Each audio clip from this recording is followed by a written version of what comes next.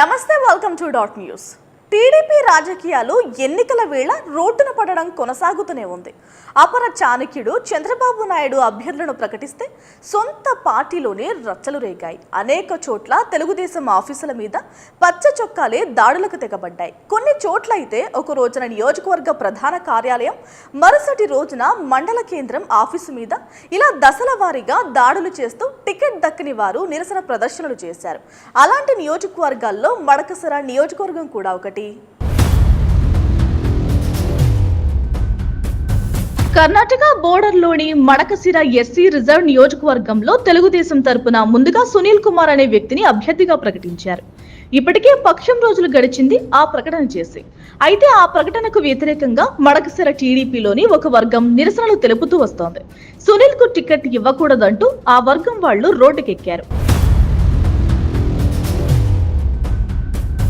ఇక మరోవైపు సునీల్ కుమార్ ఇన్నాళ్లు ప్రచారం చేసుకుంటూ పోయారు. అయితే చంద్రబాబు మార్పు నిర్ణయం తీసుకున్నారు. సునీల్ ను కాదని స్థానికేతరుడు అయిన మరో వ్యక్తిని ఇప్పుడు అభ్యర్థిగా ప్రకటించారు. దీంతో సునీల్ వర్గం రెచ్చిపోయింది. మడకసిరలోని టీడీపీ ఆఫీస్ పై వీళ్లు దాడి చేశారు.